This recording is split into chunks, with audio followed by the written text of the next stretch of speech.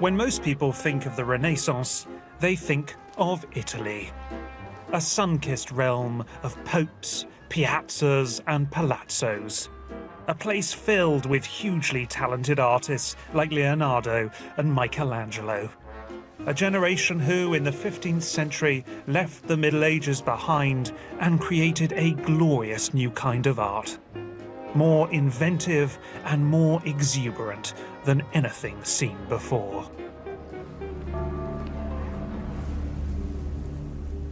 When most people think of the Renaissance, they don't think of Britain.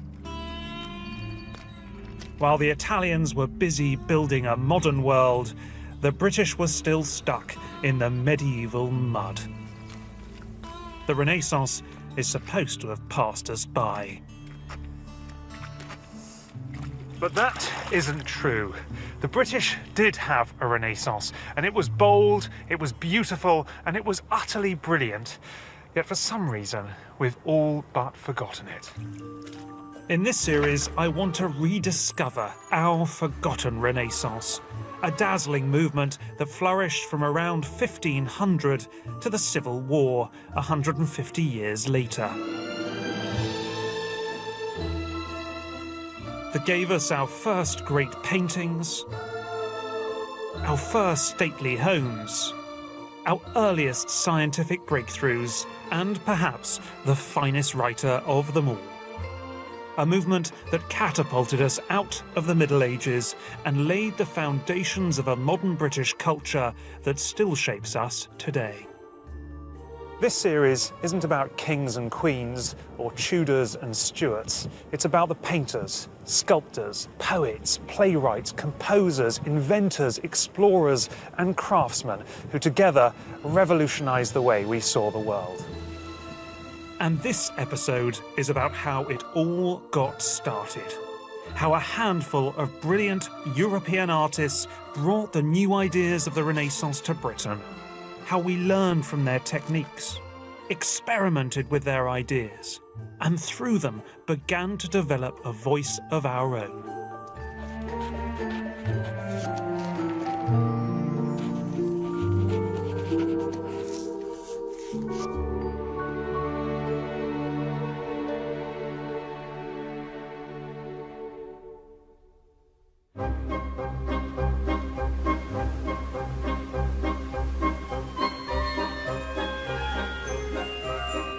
Okay, so the story of the British Renaissance doesn't actually start in Britain. It begins in Florence, when an Italian sculptor accidentally kickstarts our own artistic revolution. Pietro Torrigiano was proud, arrogant, and extremely competitive.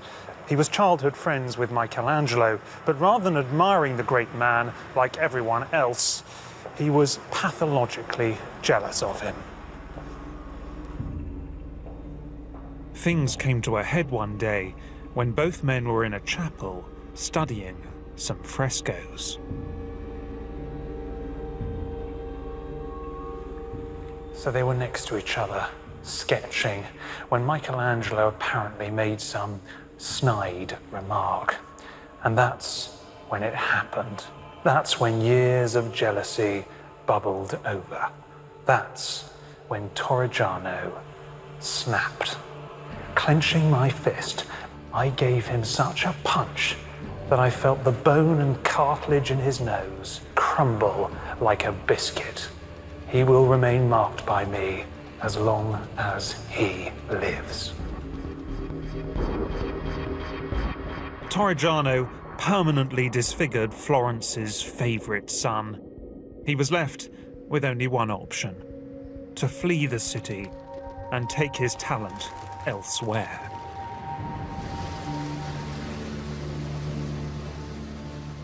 Sometime in about 1507, Torrigiano fetched up in what was reported to be Europe's most Philistine backwater.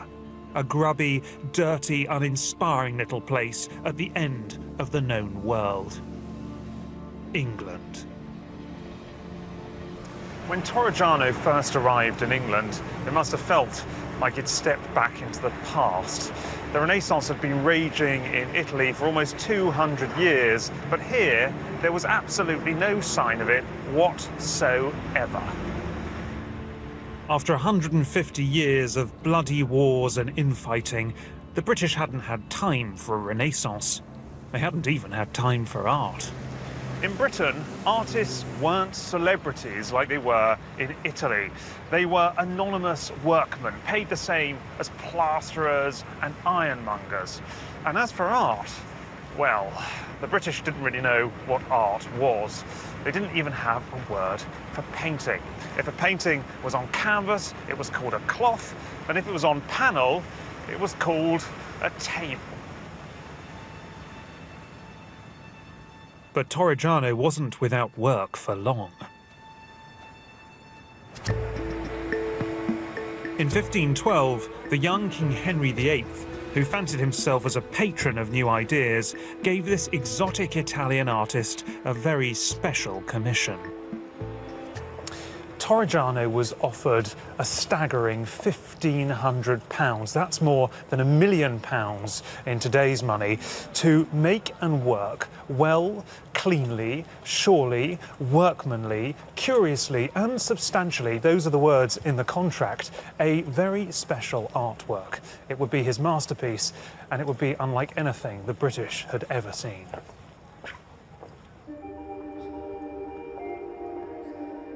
Torrigiano's piece was commissioned for Westminster Abbey, a place that pretty much summed up where England was artistically, still stuck in the Middle Ages.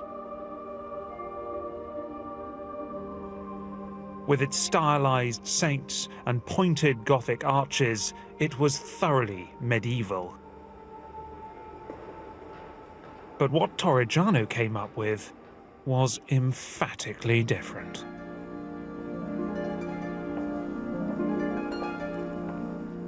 In a quiet chapel at the back of the abbey, inside an ornate chamber, is the tomb of King Henry VII and his wife, Elizabeth of York.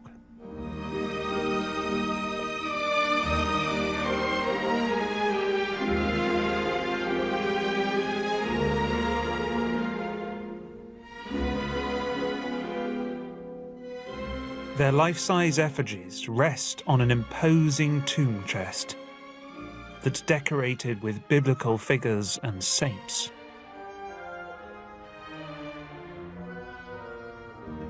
It's a revolutionary piece of work, and I think it's revolutionary for two reasons. First, Torrigiano did it all. He conceived it, he designed it, he modelled the figures, he cast the bronze, he carved the stone, he gilded the surfaces. He did absolutely everything. And if that doesn't seem particularly unusual today, in his time it was unheard of. In Britain, most tombs, indeed most artworks, were made by anonymous artisans. But Torrigiano was no medieval craftsman. He was a Renaissance artist.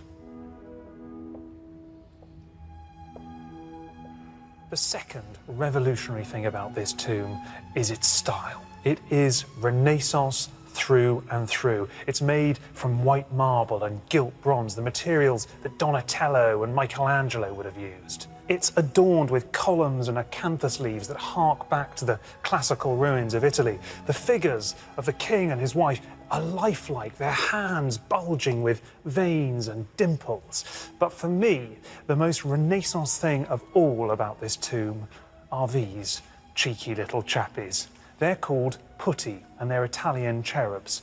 And they were 2 a penny in Italian Renaissance paintings, but they were completely new in this country.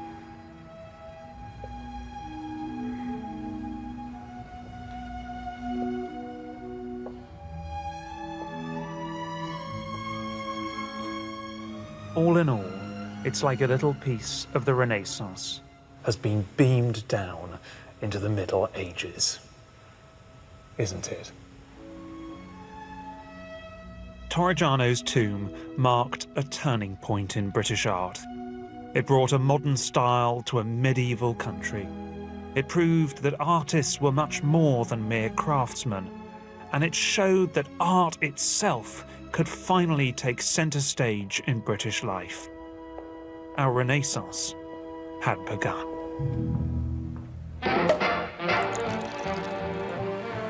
In the few years since Torrigiano had come and gone, England had begun to change dramatically. Under Henry VIII, it was peaceful for the first time in decades, and its economy was booming. It was now a land of opportunity, and it wasn't long before the finest minds of the Renaissance came knocking.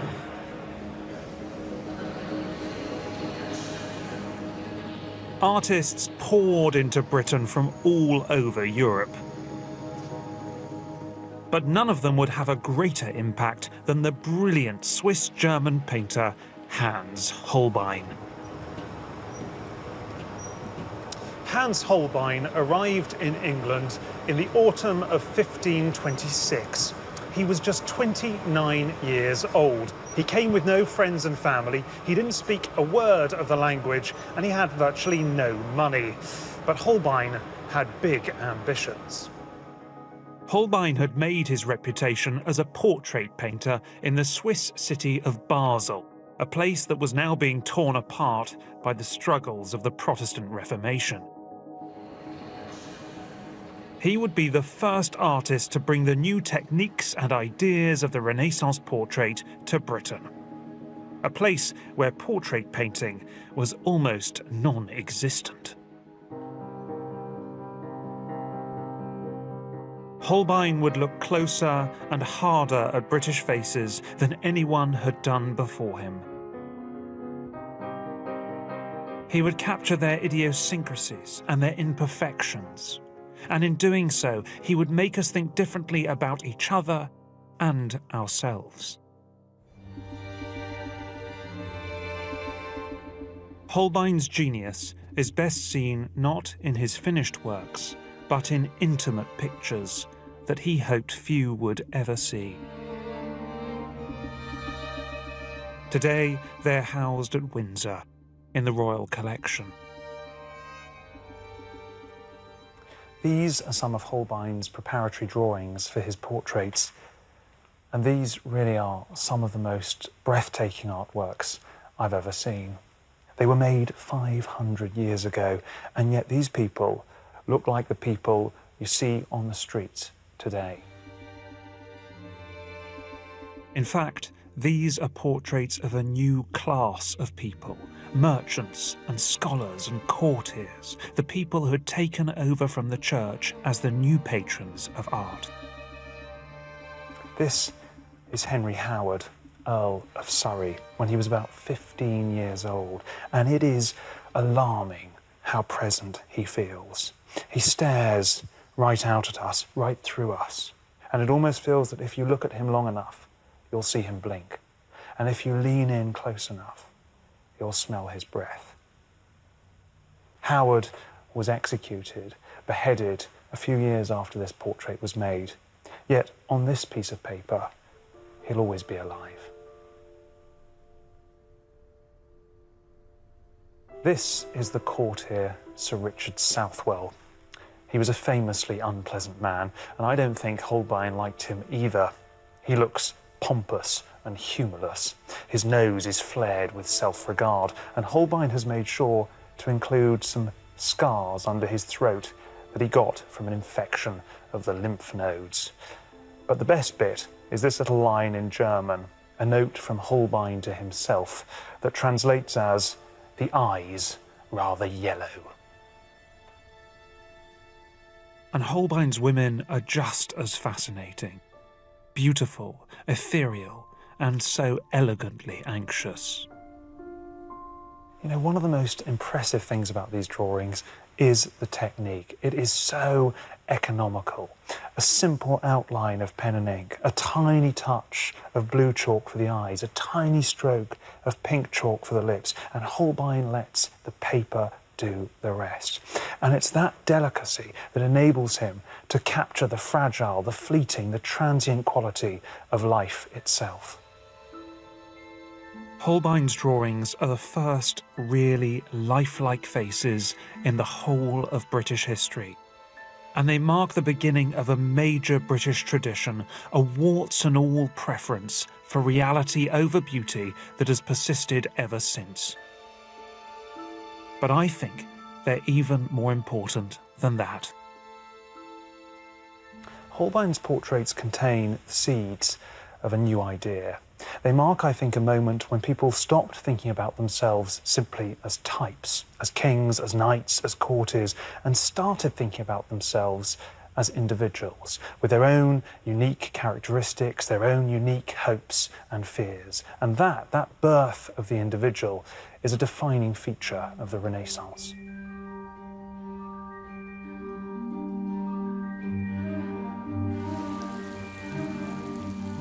But the Renaissance wasn't only about looking differently at each other, it was also about looking differently at the world itself. And Holbein captured this radical worldview in his most famous painting, one of the great paintings of the Renaissance: The Ambassadors.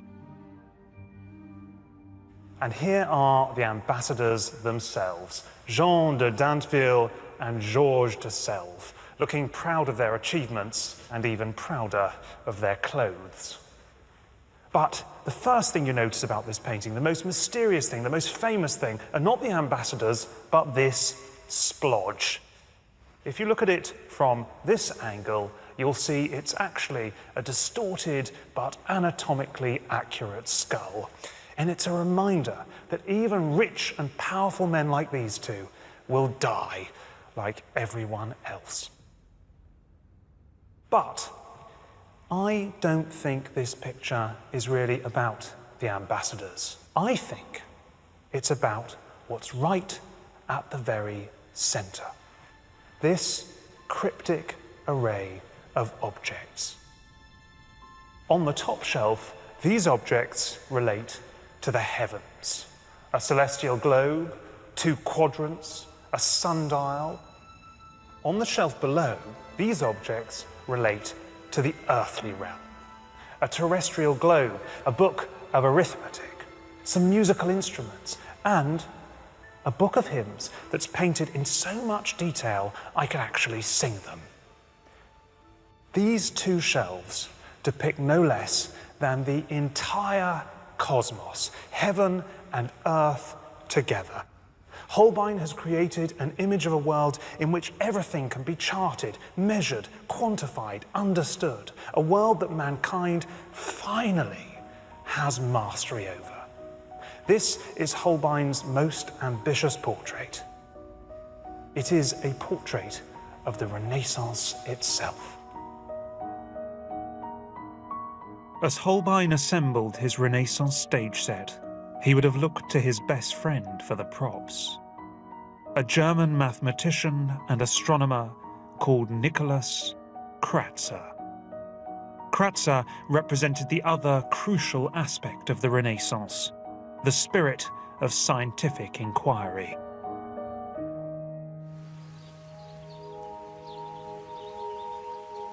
Kratzer arrived in England in about 1518. But his reasons for coming remain a mystery. When one friend heard of his visit, he advised Kratzer to keep his things secret and tell no one who summoned him. He's to invent an excuse as far from the truth as possible.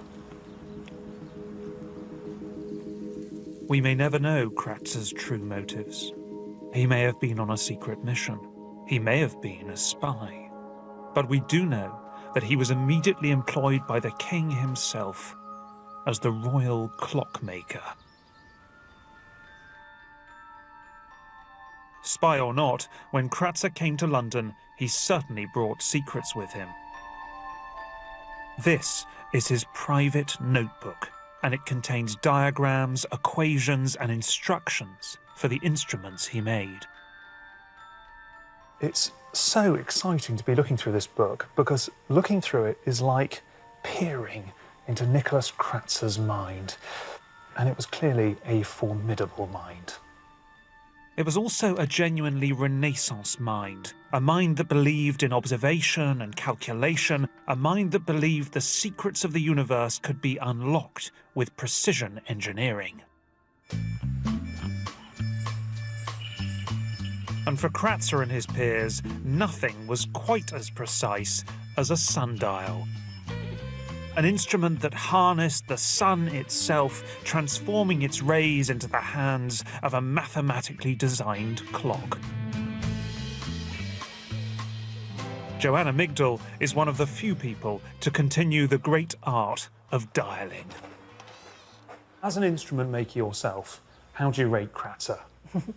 Well, what was extraordinary about Kratzer was he brought the knowledge from Europe to this country. The 50 years that were after Kratzer, the dials became amazing. And so whatever he did, he just sort of changed the consciousness of understanding of sundials. So he really kick-started things in this country? Yes, I think he really did. I mean, I don't think Henry VIII would have brought him over unless he had something special about him. So do we know much, Joanna, about Kratzer as a person? One of the sundials, there's a quotation on it, I think in Oxford, where he proudly says that he and his stonemason could drink in the German style, which basically meant that they could drink anyone under the table. So he was obviously a fun-loving man too. Kratzer evidently could handle his drink because he specialised in miniature sundials, and these required a clear head and a steady hand to make. Miraculously, one of them still survives. This is a delightful little sundial, handmade out of gilt brass. But it doesn't just have one dial, it has 9 of them.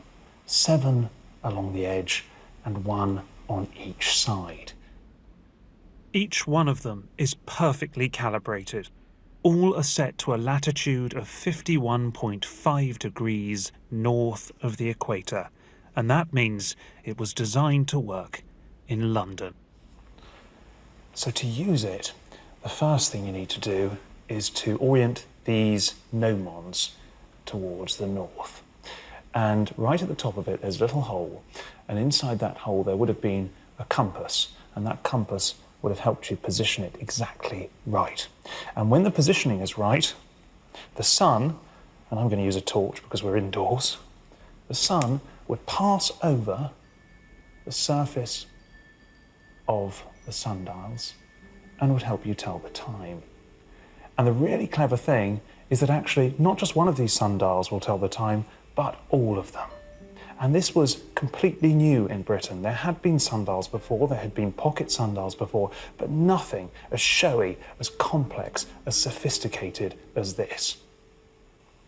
And most remarkable of all, we know for whom this object was made.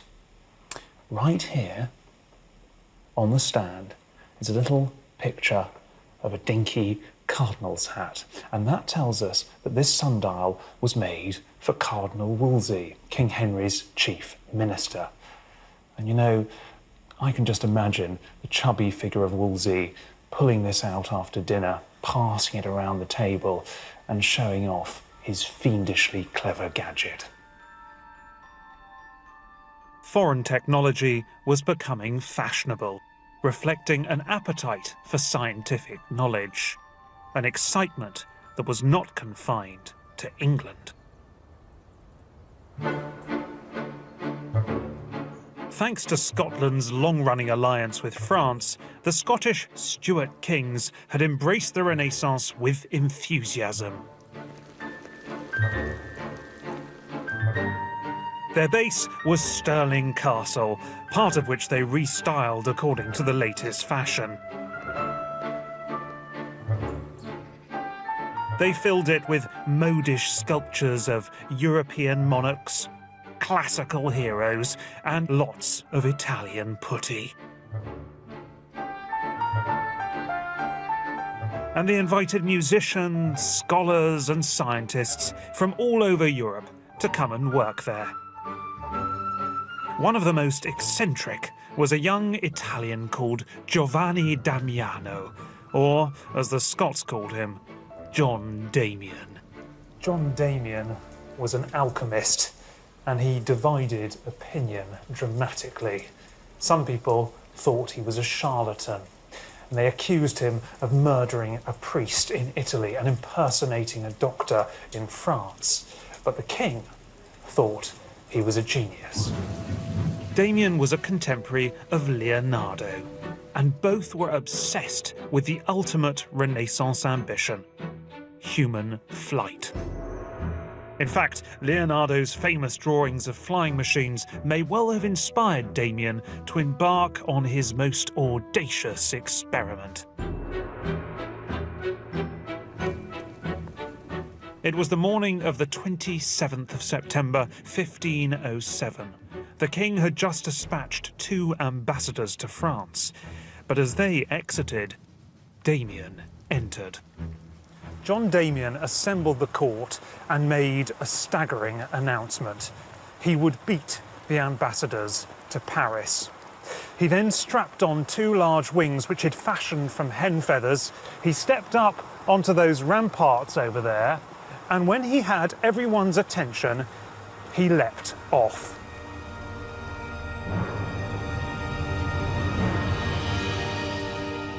In the end, Damien didn't quite make it to France.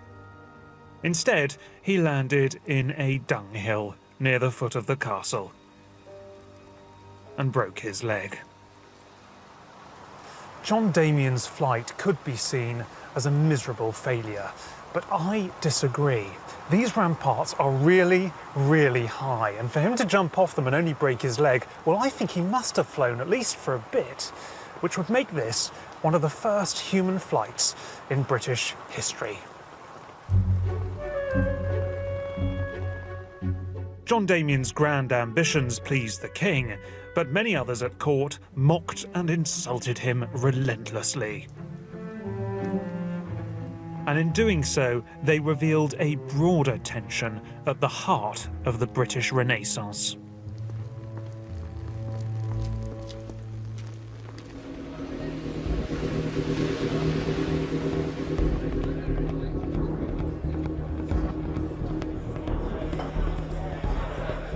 The British Renaissance had started brilliantly, but as I'm sure you've noticed, it had not been very British.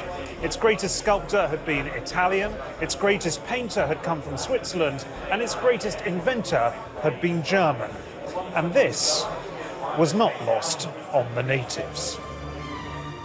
For some time, Londoners had been concerned that foreigners were stealing their jobs. In 1517, this resentment had bubbled over into outright violence. It was about 9 o'clock in the evening when 1,000 angry English apprentices gathered in the city of London. They broke into Newgate Prison, liberated several prisoners who'd already been arrested for race crimes, and then marched through the streets, looting foreign craftsmen's workshops and assaulting anyone who got in their way. By 3 a.m., the riots had been quelled, but the problem would not go away. British artists and craftsmen soon realised that they would have to move with the times.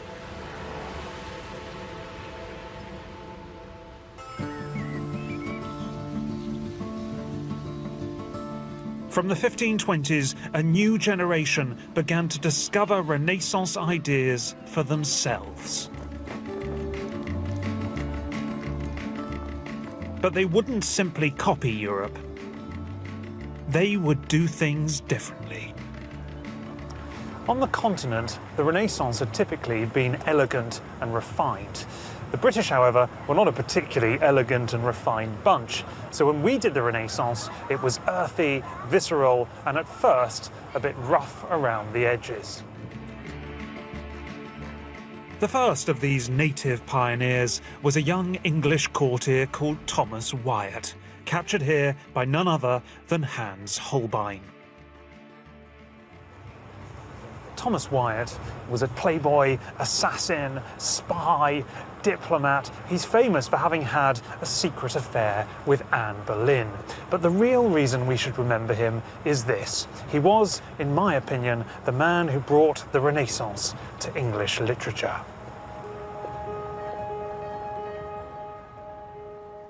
Before Wyatt, English poetry was stuck in a rut. In the 120 years since Chaucer, there hadn't been one original voice, and poets seemed content to translate French romances into bad English verse. But Wyatt would turn his back on archaic fairy tales and make poetry one of Britain's most dynamic art forms. And it all started with a chance encounter. It was New Year 1527. Thomas Wyatt was 24 years old. He was on the banks of the Thames when he saw a man preparing a boat for travel. Wyatt asked the man where he was going, and the man said, "To Italy, for the king." Wyatt absorbed this information and then asked if he could join him. The trip would inspire Wyatt, but it would also nearly cost him his life.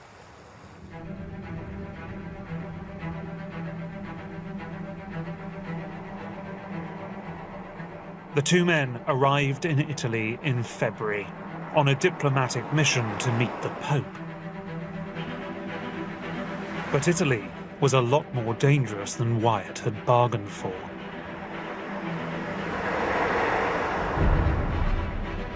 While travelling alone to deliver a letter, Wyatt was kidnapped by mercenaries, held for ransom, and finally released. Now, at this point, most people would have run home with their tails between their legs, but not Thomas Wyatt, because Wyatt was in love.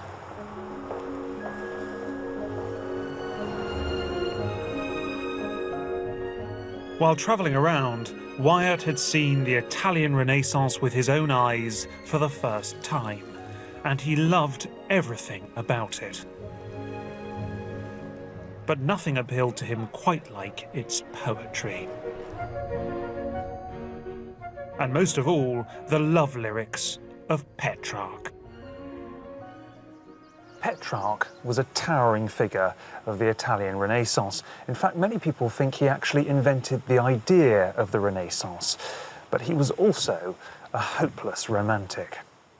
Petrarch was a pioneer of the sonnet, a short poem made up of one verse and 14 lines.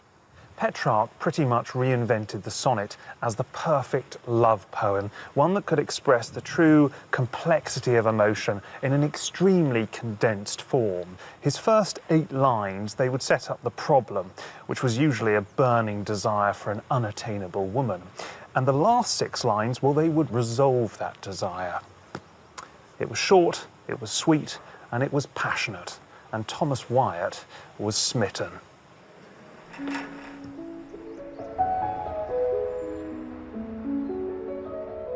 In May 1527, Wyatt returned to London wanting to breathe new life into English poetry.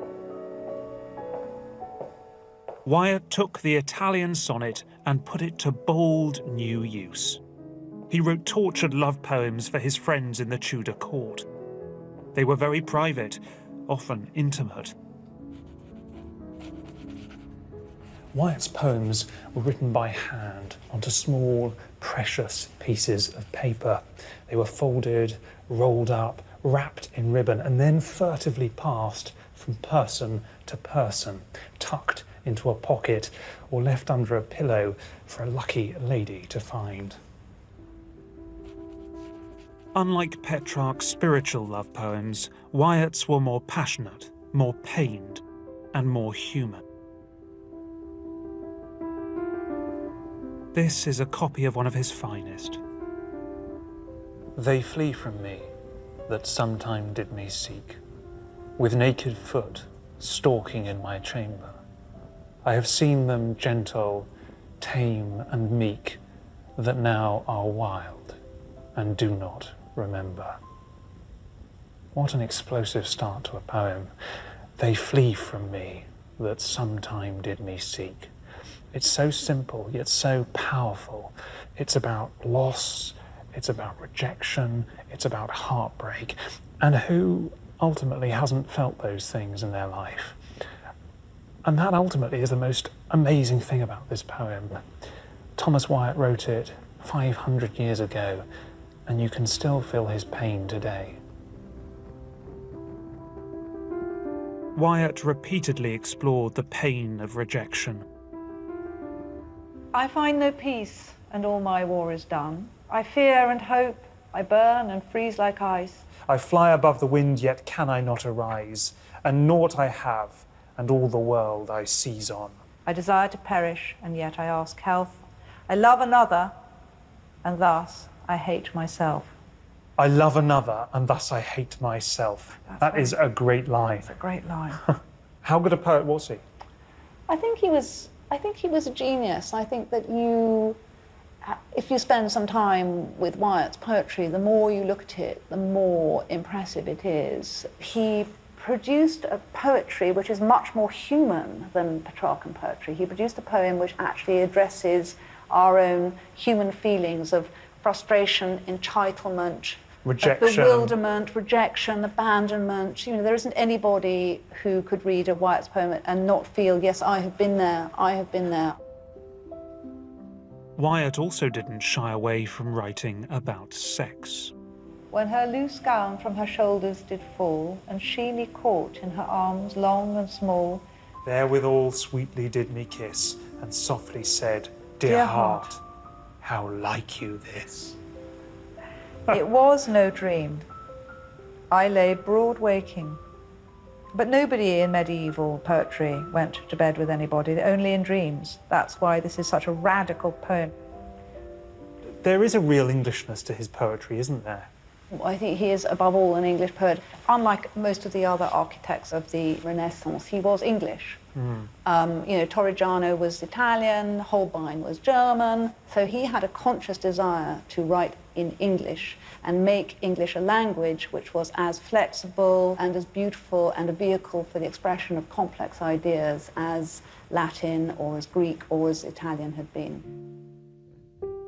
Thomas Wyatt died when he was only 39, but his influence on English literature was profound. He'd taken a refined foreign art form and made it unmistakably English, less concerned with elegance than with capturing the messy quality of life as lived, setting the tone for English poets from Shakespeare to Philip Larkin.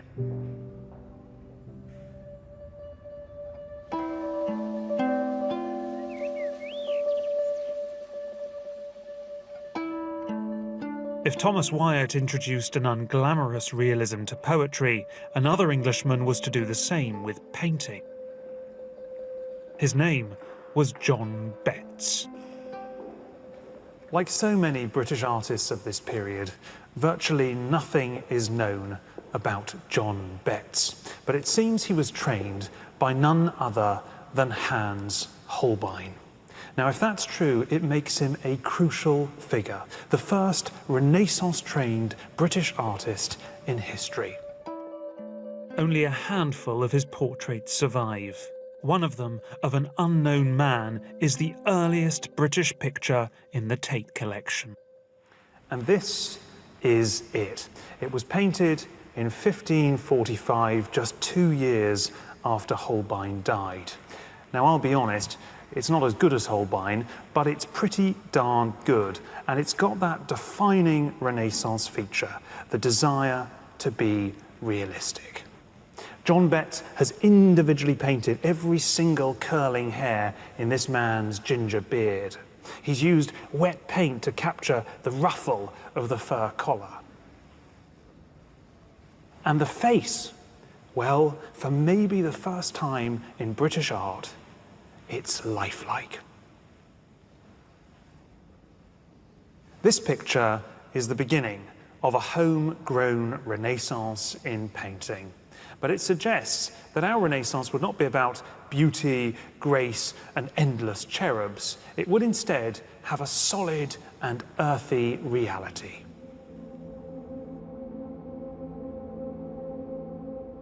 But just as British painting was finally about to flourish, the country descended into darkness.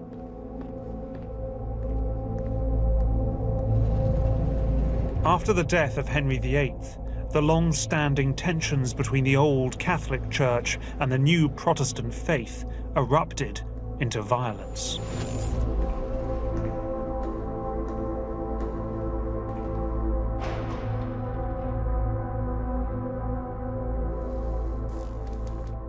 In the 1550s, over 300 innocent men and women were cruelly and publicly burnt alive. Their crime? Being Protestant during the reign of a Catholic monarch. The new medium used to document these atrocities was the printed book. And the man who made it happen was an evangelical London printer called John Day. A man who would arguably have a greater impact on the culture of this country than anyone of his generation. John Day was nearly murdered himself. He was a passionate Protestant, and during the reign of Catholic Mary Tudor, he was arrested for publicising the Protestant cause. But he was one of the lucky ones. Day watched in horror as hundreds of other Protestants were burnt at the stake, and he became determined to avenge their deaths. When Mary died, Day got his chance. In the autumn of 1559, John Day was approached by a writer called John Foxe. Foxe was a man on a mission. For some time he'd been working on a book about the many Protestant martyrs. It would be a witness to what he believed was an English genocide. John Day immediately agreed to print the book at whatever cost, and crucially, he insisted that it be illustrated with nothing censored. It's since become known as Foxe's Book of Martyrs, and it's a milestone in the history of bookmaking. 1,800 pages, 1.9 million words. The Book of Martyrs was the longest book in British history and more than twice as long as the Bible. However, I think its real genius was not John Foxe's text, but John Day's illustrations.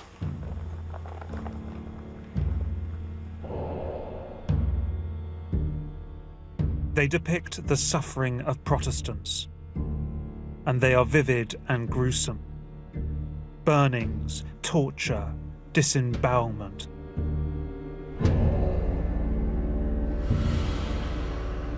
Foxe and Day used the shock tactics of modern photojournalism. But they weren't out merely to shock. They wanted to expose the truth. As in the sensational case of a supposed suicide. Richard Hunn was imprisoned after a minor disagreement with a priest. A few days after his incarceration, he was being brought some food in his cell when he was found dead, hanging from his own belt. The authorities thought it was a straightforward suicide, but Foxe and Day did their homework. They even read the coroner's report, and they thought otherwise.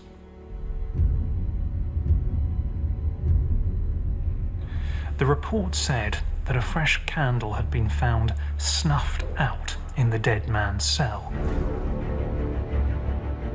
Now, why would Richard Hunn have done that? Why would he have extinguished his candle before he tied that noose and hanged himself? For Day and Foxe, that candle was a clinching piece of evidence. Someone else must have done it. Someone who wanted to cover their tracks.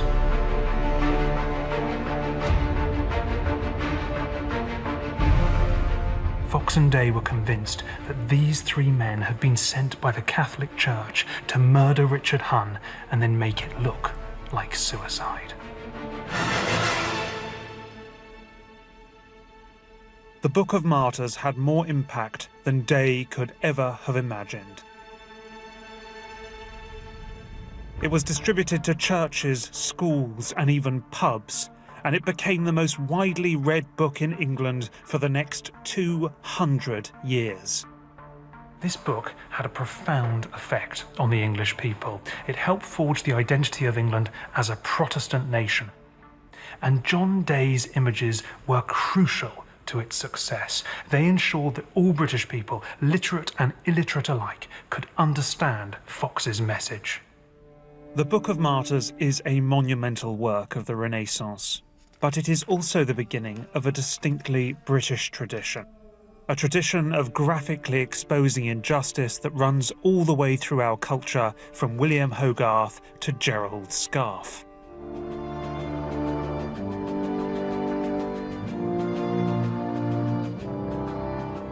By the middle of the century, British artists and writers had not just absorbed the newest ideas from abroad, they had brilliantly adapted them to their own tastes. Thomas Wyatt had turned the Italian sonnet into the classic form of English poetry. John Betts had combined Holbein's impeccable technique with an uncompromising realism. And John Day had used a Renaissance invention to teach the English people about their own history. In spite of the dark times they'd lived through, they had proved a match for their continental counterparts. But that wasn't enough. Now, with the new Queen Elizabeth on the throne and the country more at ease with itself, British artists wanted to produce work that was better than anything in Europe. And that competitive spirit would lead to one of the greatest pieces of music ever written. According to one anecdote, sometime in the 1500s, an Italian song arrived in England for 30 different voices. On hearing it, one great duke challenged the composers of England to do the same. Eventually, one English composer came back with a song not for 30 voices, but for 40 voices. His name was Thomas Tallis. He was an organist and singer for the royal court, who, over the course of a long life, composed music for virtually the entire Tudor dynasty. Thomas Tallis's greatest work was the one he produced as a result of that challenge, a motet for 40 voices called Spem in Alium. Tallis was used to composing for 4, 5 or 6 voices. Composing 40 different melodies, all to be sung at the same time, was a huge leap. But the result, Spem in Alium, is one of the richest and most ambitious pieces of choral music in the English canon. It's so beautiful, I'm not going to ruin it by talking.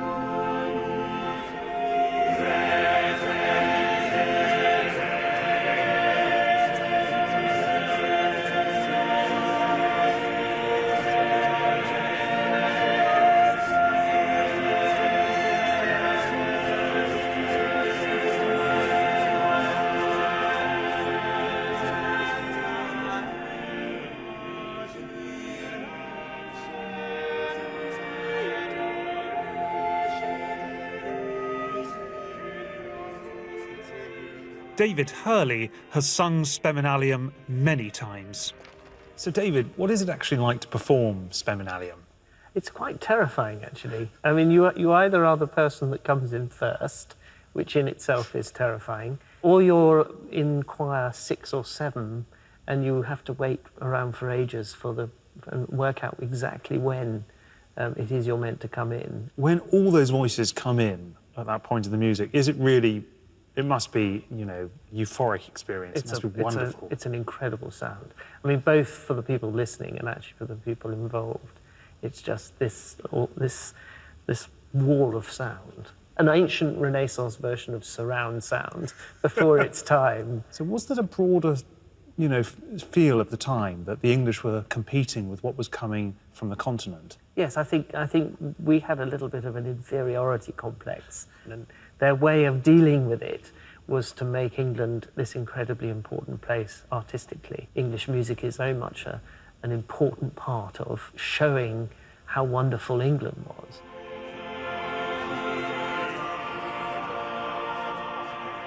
In rising to the Italian challenge, Tallis had created a work that was as sophisticated as anything on the continent, but at the same time distinctly English. A breathtaking feat of virtuosity that was a sign of the country's growing confidence.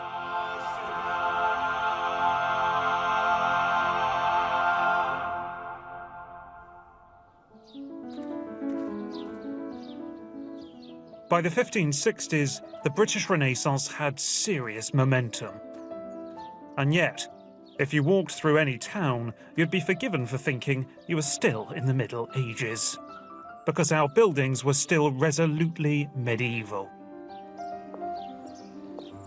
That finally began to change when a few builders started to dabble in the new classical style of the European Renaissance. And they got their ideas from architectural pattern books from France and Italy. When it comes to classical architecture, there is pretty much everything here you could ever want. So what have we got? We have Doric columns, like those used on the Parthenon. We have Ionic columns, and you can always tell an Ionic column because it has these little curls on the top. And we have Corinthian columns with their acanthus leaf capitals.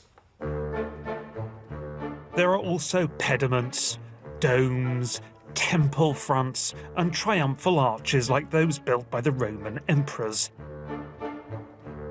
But it took one determined, even obsessive Englishman to bring all these ideas together and to create something that was both utterly unique and unmistakably British. His name was John Thynne.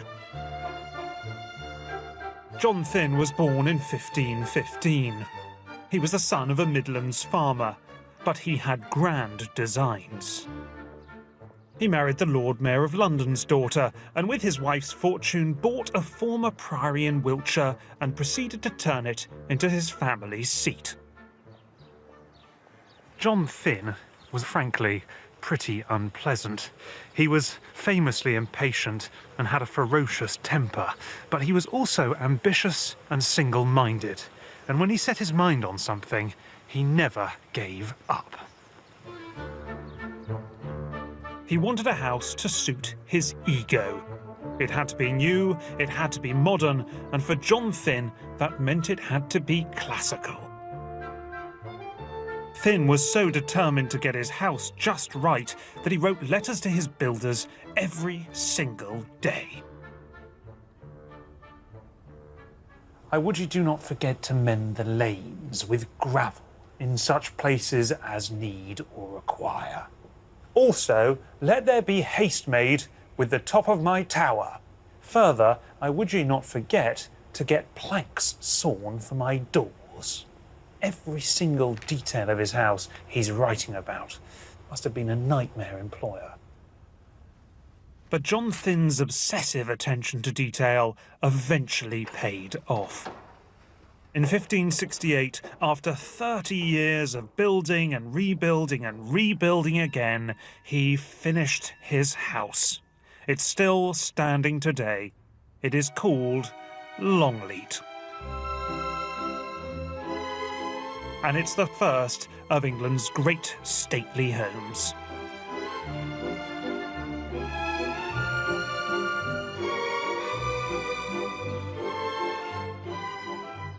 Longleat is completely unlike the fortified manor houses of its time.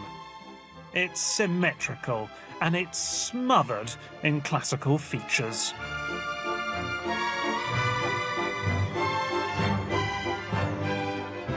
But it's also unlike any classical building in Europe.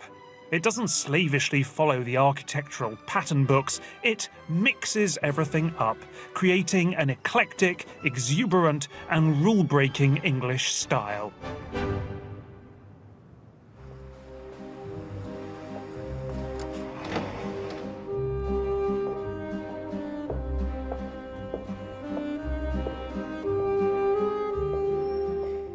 Finn loved to take his guests behind the scenes of his lavish home. For he had a surprise to show them. After dinner, John Finn would lead his guests up this staircase.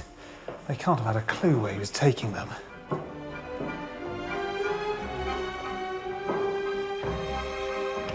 But it was worth the climb.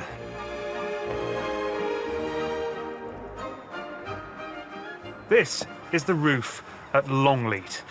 And when John Finn's guests came up here, they must have been completely overwhelmed. It must have been like nothing they'd ever seen before, because it's filled with columns and statues and domes, and John Finn's land stretches out for as far as the eye can see. It's utterly amazing. And back then, it must have felt like the entire Renaissance had been assembled and then set down on top of one house. But John Finn had another trick up his sleeve. He would present his guests with a very special work of art. Exquisitely designed sculptures, some of them covered in gold. They were phenomenally fashionable and phenomenally expensive. These are sugar sculptures, and they would have appeared at any self-respecting Renaissance banquet. And they are exquisite little things. And the best thing of all is everything here is edible, even the plates. But that was just the icing on the cake. Longleat itself is a seminal masterpiece, impossible without foreign inspiration, yet, like so much in our Renaissance, quintessentially British. It was 60 years since Pietro Torrigiano had stepped foot on English soil. But Britain was no longer a cultural backwater. It was on the verge of becoming a cultural superpower. And this was only the beginning. Next time, as the nation's confidence grows, its artists turn away from Europe completely. They fill their paintings with secret signs and their buildings with riddles. And finally, they set sail, taking their Renaissance to the New World.